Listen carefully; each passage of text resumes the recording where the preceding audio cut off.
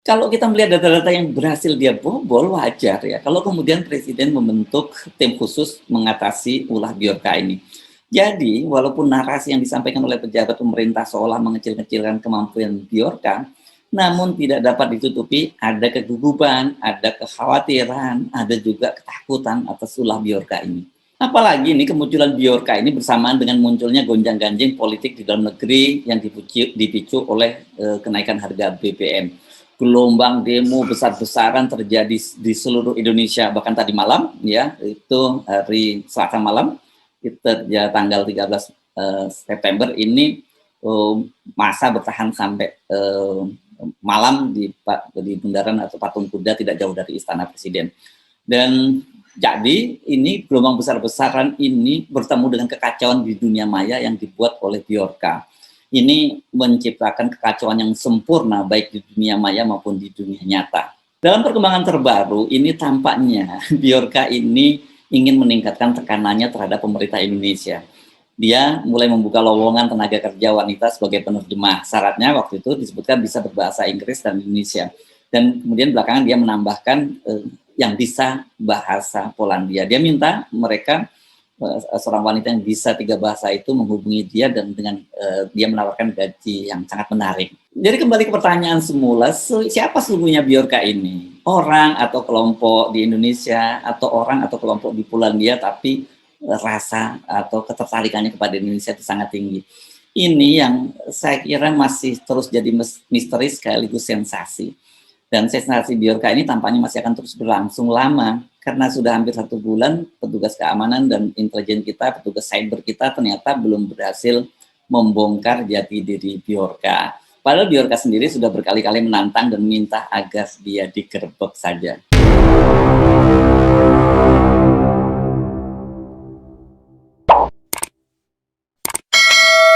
Assalamualaikum warahmatullahi wabarakatuh. Apa kabar Anda semua? Semoga selalu dalam keadaan sehat walafiat. Seperti halnya saya yakin sebagian besar dari Anda penasaran dengan identitas biorka. Seorang hacker yang dalam waktu hampir sebulan terakhir ini membuat sensasi politik di Indonesia dengan cara mengacak-acak berbagai data milik perusahaan, lembaga pemerintahan negara, termasuk data korespondensi Presiden Jokowi dengan Badan Intelijen Negara, juga data-data pejabat pemerintah, bahkan juga sampai data para buzzer. Siapakah biorka ini? Mengapa dia iseng banget secara intens mengacak-acak, mengganggu, meledek, dan juga mengisengi Indonesia? Sampai-sampai seorang Menkominfo, Johnny G. Plate itu mengganti nomor HP-nya dengan nomor Amerika. Ingat ya, waktu kemarin itu data pribadi dari Pak Johnny G. Plate ini didoxing dan kemudian juga biorka mengucapkan selamat ulang tahun kepada Pak Johnny G. Plate ketika dia waktu itu berulang tahun.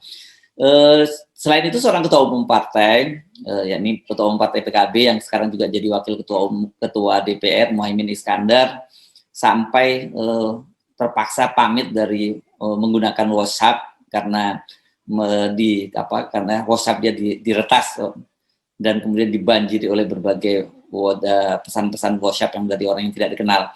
Dan begitu juga dengan Gubernur Jawa Barat Ridwan Kamil sampai menyatakan kekhawatirannya dan mendesak pemerintah Indonesia agar segera bertindak. Biorka ini memang kelihatannya sangat iseng dan kelakuan semacam ini kan biasanya secara khas itu dimiliki oleh orang Indonesia dan biasanya kalau yang iseng ini anak-anak muda lah ya, anak-anak usia usia belasan atau usia awal 20-an gitu.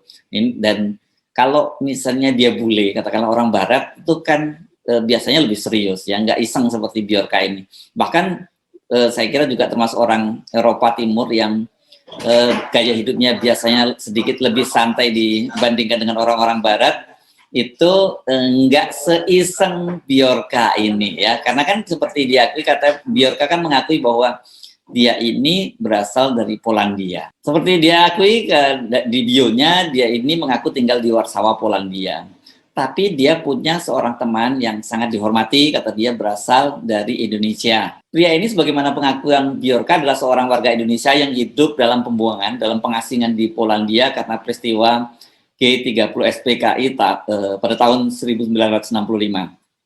Sebagaimana kita ketahui pada era pemerintahan rezim Soekarno yang sering juga sekarang disebut sebagai rezim Orde Lama itu banyak sekali mengirim anak-anak muda cerdas ke luar negeri. Beberapa di antaranya itu dikirim negara-negara Eropa Timur seperti Polandia, Cekoslowakia, Yugoslavia, Rusia, dan banyak negara lainnya. Nah, ketika Orde Lama tumbang dan Orde Baru di bawah kepemimpinan Soeharto mengambil alih kekuasaan, otak-otak cerdas itu tidak bisa pulang ke Indonesia. Itu pengakuan Bjorka. Selain sangat iseng, nakal, dan ada alasan mengapa banyak orang yang menduga bahwa Bjorka ini sesungguhnya adalah orang Indonesia. Hal itu setidaknya terlihat dari ketertarikannya kepada isu-isu politik lokal, seperti kasus pembunuhan aktivis HAM Munir, bahkan sampai ulah para buzzer seperti Denny Siregar dan Abu Janda yang disebutnya sebagai orang yang hidupnya dari pajak rakyat Indonesia. Dan karena data-data pribadinya di-doxing itu sampai-sampai Denny Siregar mencurigai bahwa Bjorka ini sebagai bagian dari kelompoknya Habib Rizik Syihab. Katanya buzzer internasional, kok kenal Denny Siregar, itu tweetnya. Hacker Petamburan pasti kenal, tambah Denny Siregar menyindir. Ya, kawasan Petamburan ini yang terletak di Jakarta Barat ini adalah lokasi tempat tinggal dari Habib Rizik Syihab. Ini jadi dia merasa bahwa dia musuh bebuyutan dari Habib Rizik Syihab ya. Nah, bagaimana ceritanya itu Bjorka kok sampai mendoxing, kemudian menyebar data personal dari Denny Siregar? Rupanya kalau kita ikuti dia di akun Twitternya itu memang dia ditantang oleh seorang followernya. Ini banyak kan Bjorka ini punya akun Twitter, tapi belakangan ini sudah 3 kali dia ditangguhkan atau di take down oleh Twitter, dan dalam waktu sekejap pun itu kalau dia membuat akun baru itu banyak sekali followernya yang ada, dan sekarang dia lebih banyak berkomunikasi dengan para followernya itu di akun Telegramnya. Nah, namun ini framing Denny Siregar bahwa ini adalah hacker dari Petamburan itu jadi terbantahkan karena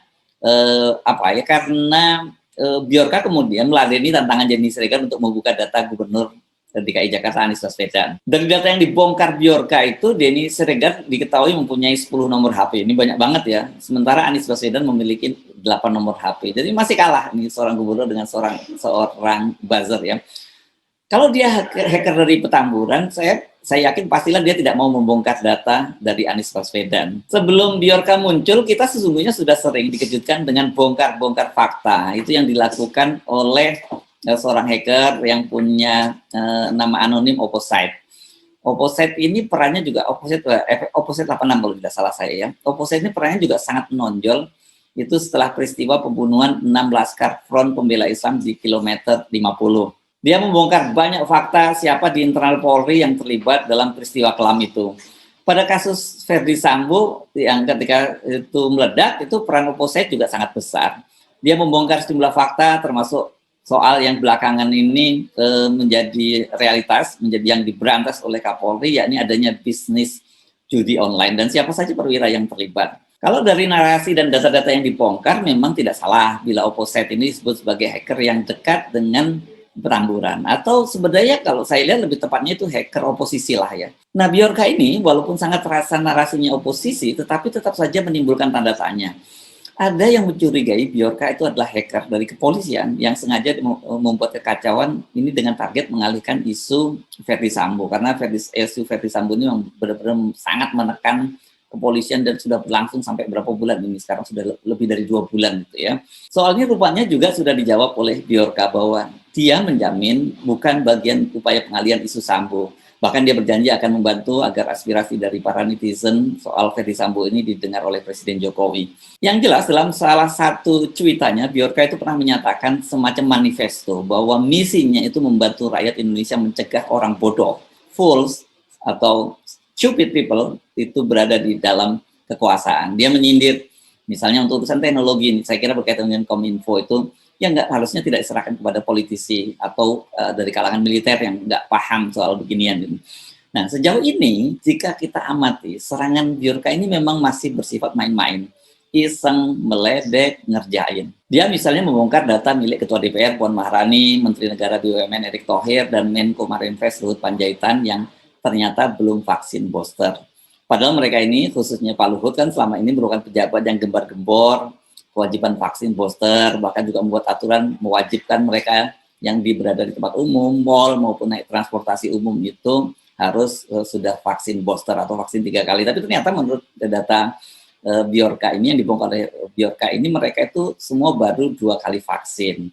Walaupun belakangan ini juru bicara Pak Luhut membantahnya bahwa Pak Luhut sudah melakukan vaksin booster, itu kata bantahan dari Pak Luhut. Tetapi kan seperti yang terjadi selama ini, apapun bantahan dari pemerintah itu publik cenderung tidak percaya. Jadi ya jangan dianggap sepele ya, kelakuan dari iseng dari Biorka ini sejauh ini benar-benar sudah berhasil merusak kredibilitas pemerintah, menimbulkan public distrust, karena pemerintah ternyata selain banyak bohongnya itu juga tidak bisa diandalkan untuk melindungi keamanan data pribadi publik.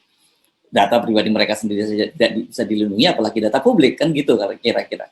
Jadi Biorka ini sejauh ini sudah berhasil menciptakan apa yang disebutnya sebagai cara demonstrasi yang berbeda, yakni di ruang digital. Sesungguhnya kalau kita cermati kelakuan iseng Biorka ini, baru muncul belakangan. Pada awal kemunculannya dia itu membobol sejumlah data penting, dan waktu itu kita menduga dia termotivasi oleh uang ya, karena dia menjual data-data yang berhasil dia bongkar. Setidaknya ini ada 4 pembobolan yang dia lakukan dan membuat geger publik. Yang pertama itu data pelanggan IndiHome. Ini dilakukan pada 21 Agustus 2022. Biorka mengumumkan bahwa dia menjual 26 juta data riwayat pencarian pengguna IndiHome di situs Bridge Forums.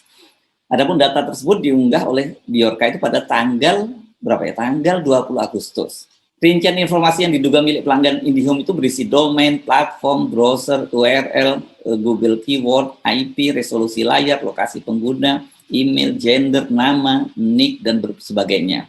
Dan pada waktu itu, Corporate Communication Telkom, Pujo Pramono, menyatakan bahwa Telkom pada waktu itu sedang memeriksa datanya. Benar tidak itu bocor? Nah, tanggal yang berikutnya, ini tanggal 31 Agustus, itu di Bridge Forum, dia kembali mengklaim mengenai sudah memiliki file yang terkompresi sebesar 18 GB, berisi data kartu SIM dari pelanggan Indonesia, dan jumlah file tersebut menurutnya datanya itu nggak tanggung-tanggung, 1,3 miliar data kartu SIM. Itu terdiri dari beberapa jenis data pelanggan seperti data nomor telepon, nomor KTP, informasi nama operator seluler, tanggal registrasi nomor telepon. Dan pada waktu itu Biorka itu menjual data kartu SIM itu dengan harga 745 juta rupiah atau 50.000 US dollar. Dan dia minta pada waktu itu menggunakan pembayarannya menggunakan mata uang kripto Bitcoin atau Ethereum. Soal ini memunculkan bantah-membantah di kalangan pemerintahan. Kominfo membantah bahwa bocoran itu berasal dari kesalahan dari mereka, tapi itu justru kesalahan dari internal. Pembocoran yang kedua ini dilakukan pada tanggal 6 September. Itu kali ini data KPU. Wah, udah mulai ngeri-ngeri sedap ini kalau mulai data KPU, karena kita ini kan bangsa Indonesia ini traumatik dengan soal kecurangan data pemilu ya. Pada waktu itu ada 105 juta data penduduk Indonesia yang dibocorkan, dan itu dijual lagi di forum online tadi, dan dia menyebut bahwa sumber kebocoran data itu kata dia berasal dari Komisi Pemilihan Umum Indonesia KPU RI. Total pada waktu itu Biorka mengaku memiliki data 105 juta 3.428 penduduk itu. Dan data ini disimpan dalam file berukuran 20 GB atau 4 GB setelah dikompres. Dan untuk membuktikan keaslian data, Biorka memberikan sekitar 2 juta sampel data gratis. Pada hari Jumat tanggal 9 September 2022, Biorka kembali muncul di Bridge Forum dengan mengklaim memiliki dokumen surat menyurat yang diduga milik Presiden Jokowi. Nah, ini yang buat geger ya, karena dokumen itu tersebut katanya memiliki rentang waktu antara tahun 2019 sampai 2021. Dan salah satu dokumen yang tengah diunggah ini diduga berasal dari Badan Intelijen Negara, BIN. Pada waktu itu BIN membantah ya bahwa terjadi kebocoran. Tapi Biorka menjelaskan bahwa dia telah mengunggah total 679.180 dokumen berukuran 40 MB dalam bentuk data terkompres. Dia memberikan contoh sejumlah dokumen yang dicantumkan dalam unggahan yang diberi judul antara lain permohonan dukungan sarana dan prasarana, surat rahasia kepada Presiden dalam amplop tertutup, dan gladi bersih dan pelaksanaan upacara bendera pada peringatan Hari Ulang Tahun Kemerdekaan RI ke-74, proklamasi kemerdekaan RI ini pada tahun 2019 ya. Kalau kita melihat data-data yang berhasil dia bobol, wajar ya. Kalau kemudian Presiden membentuk tim khusus mengatasi ulah Biorka ini. Jadi, walaupun narasi yang disampaikan oleh pejabat pemerintah seolah mengecil-kecilkan kemampuan Biorka, namun tidak dapat ditutupi ada kegugupan, ada kekhawatiran, ada juga ketakutan atas ulah Biorka ini. Apalagi ini kemunculan Biorka ini bersamaan dengan munculnya gonjang-ganjing politik di dalam negeri yang dipicu oleh kenaikan harga BBM. Gelombang demo besar-besaran terjadi di seluruh Indonesia, bahkan tadi malam ya, itu hari Selasa malam, kita ya, tanggal 13 September ini masa bertahan sampai malam di bundaran atau patung kuda tidak jauh dari Istana Presiden. Dan jadi ini gelombang besar-besaran ini bertemu dengan kekacauan di dunia maya yang dibuat oleh Biorka. Ini menciptakan kekacauan yang sempurna baik di dunia maya maupun di dunia nyata. Dalam perkembangan terbaru ini tampaknya Biorka ini ingin meningkatkan tekanannya terhadap pemerintah Indonesia. Dia mulai membuka lowongan tenaga kerja wanita sebagai penerjemah. Syaratnya waktu itu disebutkan bisa berbahasa Inggris dan Indonesia. Dan kemudian belakangan dia menambahkan yang bisa bahasa Polandia. Dia minta mereka, seorang wanita yang bisa 3 bahasa itu menghubungi dia dan dengan dia menawarkan gaji yang sangat menarik. Jadi kembali ke pertanyaan semula, siapa sesungguhnya Biorka ini? Orang atau kelompok di Indonesia, atau orang atau kelompok di Polandia, tapi rasa atau ketertarikannya kepada Indonesia itu sangat tinggi. Ini yang saya kira masih terus jadi misteri sekaligus sensasi. Dan sensasi Biorka ini tampaknya masih akan terus berlangsung lama, karena sudah hampir 1 bulan petugas keamanan dan intelijen kita, petugas cyber kita ternyata belum berhasil membongkar jati diri Biorka. Padahal Biorka sendiri sudah berkali-kali menantang dan minta agar dia digerebek saja. Saya Hasbun Arif dari Forum News Network. Sampai jumpa lagi. Wassalamualaikum warahmatullahi wabarakatuh.